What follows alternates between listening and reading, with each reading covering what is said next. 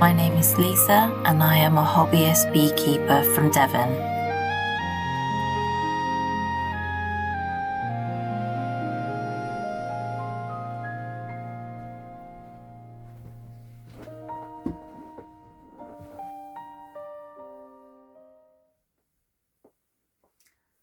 Hi everybody.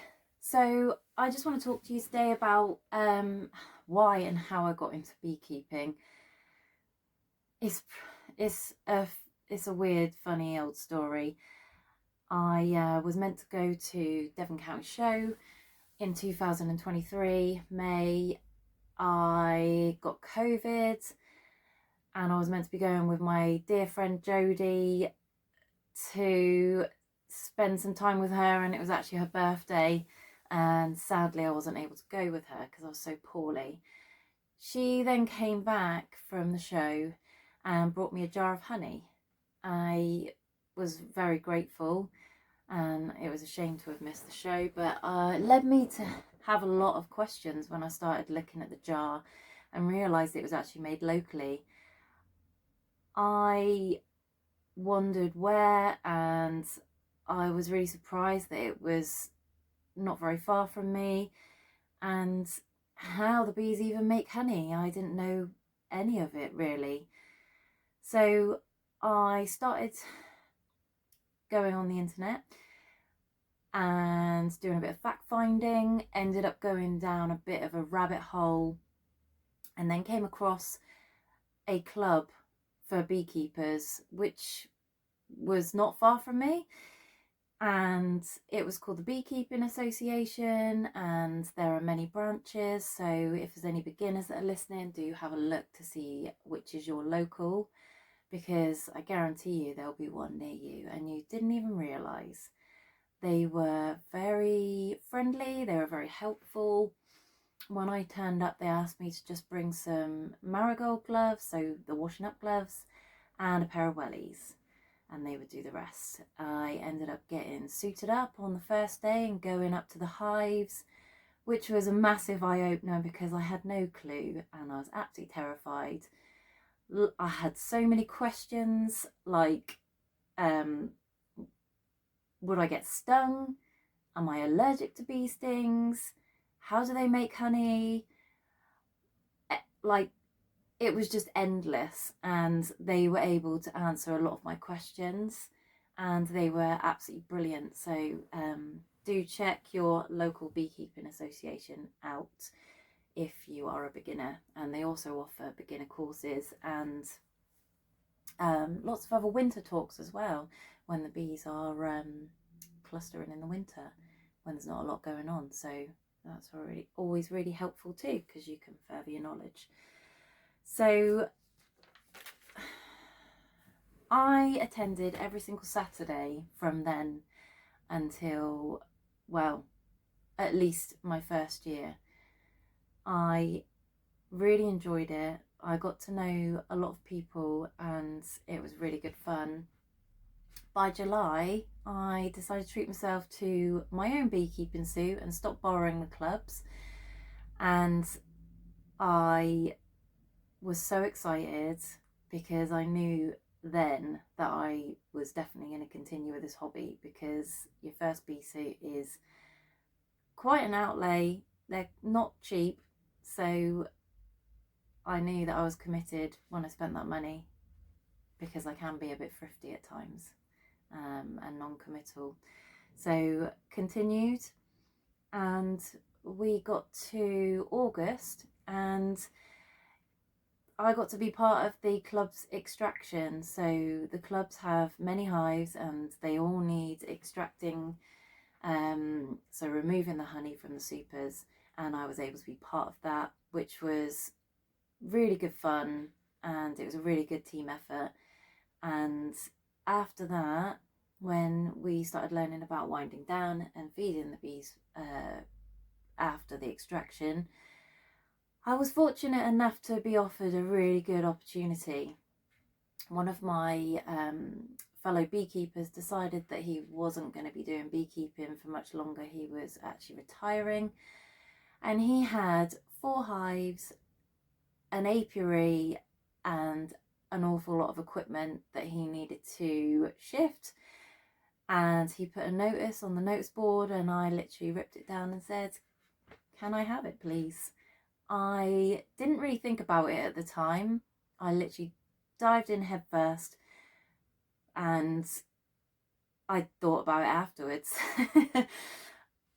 So I asked him to be my mentor because I'd only been doing it for 2.5 months, 3 months, and he was very happy because I don't think he wanted to wholly let it go straight away, and he helped me a lot. So me and Jim would go and do double visits, and he was on WhatsApp, and I'd pop around and he'd lend me books, and he was side by side with me all the way through until the bees were completely hunkered down for winter. And he would sit there on his chair and in the end just watch me do my inspections and shout across and give me tips, and it was brilliant. And then one day we were driving back and he just said to me, I think you're ready now and I won't be coming with you anymore. But periodically he did, which was lovely. And I am very grateful for him supporting me all the way through. So if anyone is starting out, do get yourself a really good mentor. Even if you've got somebody that you can just message to ask the questions when you're freaking out about what are they doing, because I did an awful lot of that. So thank you very much, Jim. I really appreciate everything that you've done for the start of my journey. So I continued with this apiary that I had acquired, and I attended all the winter talks at the Beekeeping Association until they were done. I hadn't even done the beginner's course at this point. I must have been mad. But yeah, I ended up going to the beginner's course in 2024, and I was very surprised how much I had already learned, and already, like, I was at a good sort of beginner's level. I had a good level of understanding, but the beginner's course was really good for all the basics and all the things that I hadn't learned from the very start. I kind of did it a bit back to front, but that's okay, because in the end you learn everything that you need to learn.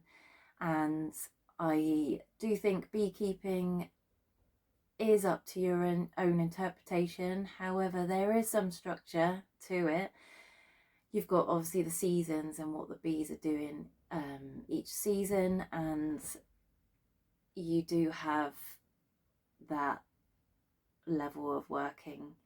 And I found in the beginning that people had a lot of answers to my questions. However, if I ask the same question, you'll find this, to a different beekeeper, you'd get a different answer, or like a slightly different answer, because it really depends. And that's what they always used to say when I was asking in the beginning. It really depends who you're asking. So all kinds of things like a polyhive or a wooden hive, I guess it depends on what you like and your idea of what kind of beekeeping you want to do. So I have now got to 2024. So 2024 was kind of my first real full year on my own, and I was also collecting swarms, which was another exciting thing. I put myself down on the list, and my phone was ringing between April and August, and I went to people's houses and collected them. I went to people's like hedgerows. There's like a big clump of bees in the bush, and people ringing me up panicking, and sometimes getting there and there not even being any bees because they'd already like gone. I volunteered a little bit at Rowcroft, and they've got their own bees locally.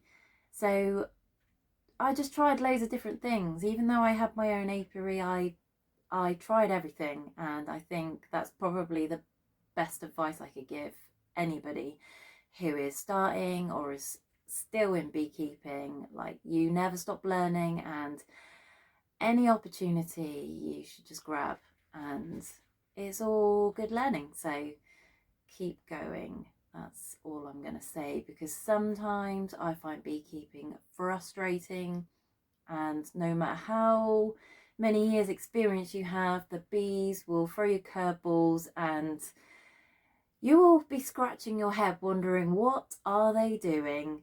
And that's the mystery, and that's the excitement of the hobby, and that never stops. So good luck out there, because I'm still enjoying it.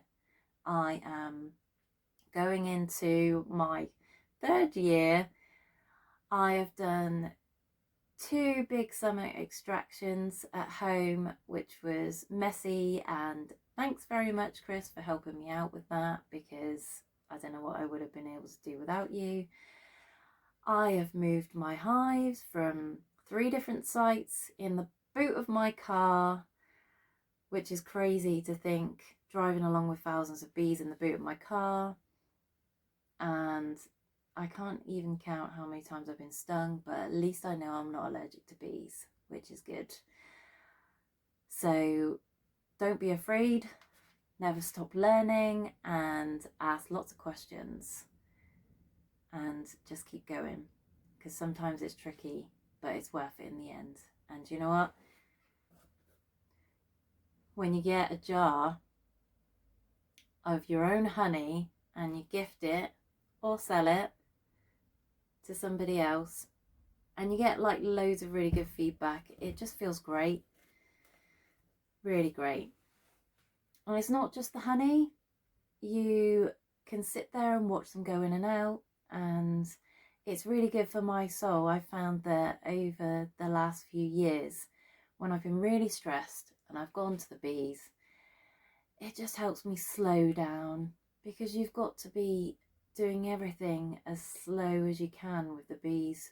And yeah, it helps me regulate, and it's just the best hobby, and it's brilliant.